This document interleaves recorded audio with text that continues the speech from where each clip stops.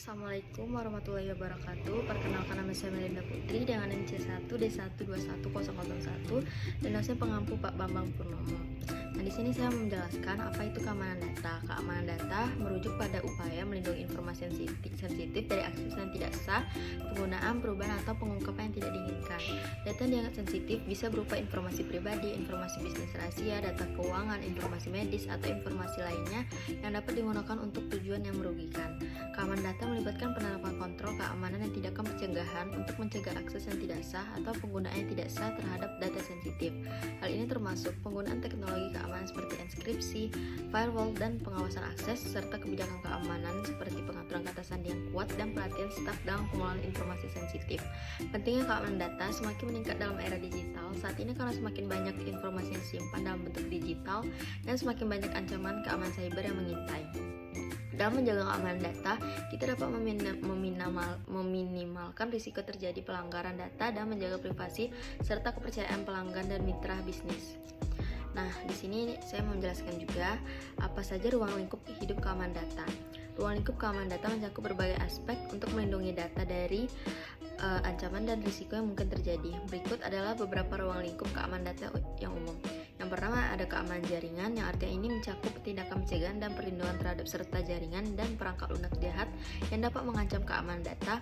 Tindakan pencegahan meliputi penggunaan firewall, enkripsi data, dan pengawasan akses jaringan. Yang kedua ada keamanan sistem.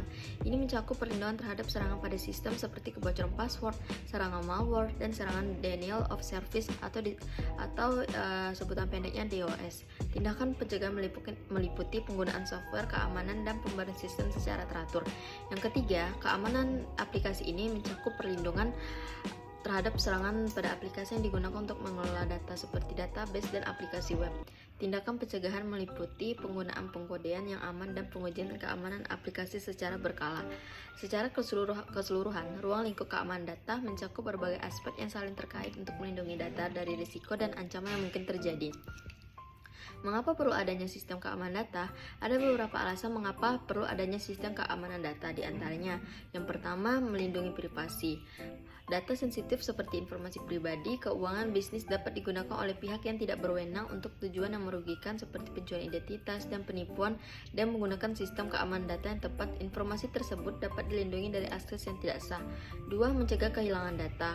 Kerusakan perangkat keras, bencana alam, dan serangan cyber dan menyebabkan kehilangan data yang tidak dapat dipulihkan. Dengan menggunakan sistem keamanan data yang baik, data dapat di-backup dan disimpan dengan aman untuk mencegah kehilangan data.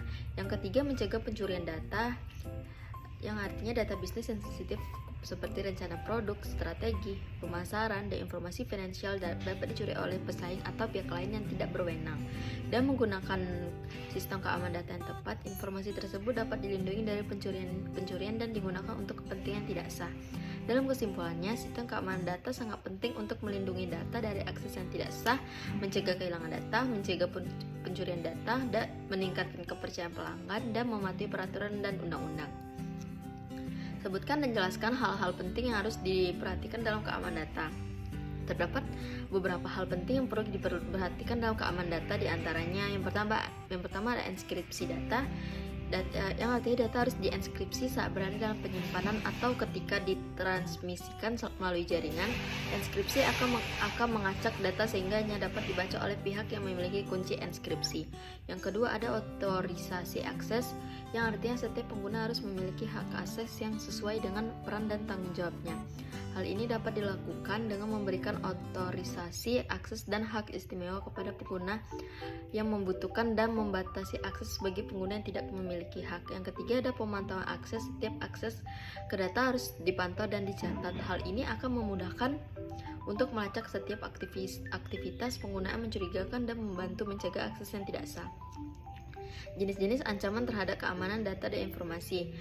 Nah, berikut ini adalah beberapa jenis ancaman yang dapat mengancam keamanan data dan informasi. Yang pertama ada malware. Malware adalah jenis perangkat lunak berbahaya yang dirancang untuk merusak atau mencuri data. Malware dapat berupa virus, worm, trojan, spyware, dan ransomware.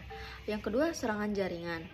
Serangan jaringan artinya meliputi serangan denial of service, serangan man in the middle, serangan phishing, dan serangan brute force.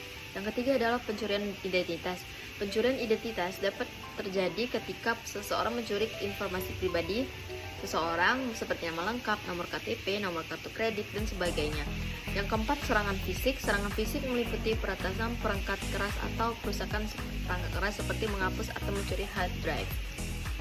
Apa yang dilakukan untuk melakukan pencegahan terhadap ancaman keamanan data dan informasi? Untuk mencegah keamanan data dan informasi ada beberapa tindakan yang dapat dilakukan. Di antaranya, yang pertama menggunakan perangkat lunak keamanan. Menggunakan perangkat lunak keamanan seperti antivirus, firewall, dan program deteksi ancaman lainnya dapat membantu melindungi sistem dari serangan perangkat lunak berbahaya. Yang kedua, keamanan jaringan. Meningkatkan keamanan jaringan dengan mengaktifkan enkripsi, membatasi akses menggunakan VPN, dan memperbarui perangkat keras dan perangkat lunak secara teratur. Yang ketiga, menerapkan kebijakan keamanan. Perusahaan harus menerapkan kebijakan keamanan yang kuat dan memastikan bahwa semua pengguna mematuhinya. Kebijakan keamanan harus mencakup pengguna yang password yang kuat, pembaruan perangkat lunak, dan aturan penggunaan perangkat. Apa saja proses penanganan terhadap insiden keamanan data dan informasi?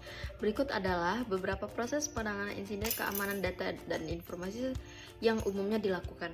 Yang pertama, identifikasi insiden. Tim keamanan harus dapat mengidentifikasi insiden secepat mungkin dan memastikan bahwa insiden tersebut memang merupakan insiden keamanan. Yang kedua, evaluasi dan klasifikasi insiden. Setelah insiden teridentifikasi, tim keamanan harus melakukan evaluasi dan klasifikasi insiden.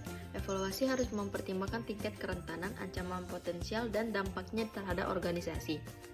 Yang ketiga, tanggapan darurat. Tim keamanan harus memberikan respon terhadap insiden dan mengambil langkah-langkah darurat yang diperlukan untuk meminimalkan kerusakan dan mengurangi ancaman. Tindakan darurat dapat termasuk mematikan jaringan, memulihkan sistem dari backup, atau memutuskan sambungan dengan sumber ancaman. Yang keempat, ada investigasi. Setelah insiden berhasil ditangani, tim keamanan harus melakukan investigasi untuk mengetahui penyebab insiden dan memastikan bahwa hal yang sama tidak terjadi lagi di masa depan. Sekian dari saya, terima kasih.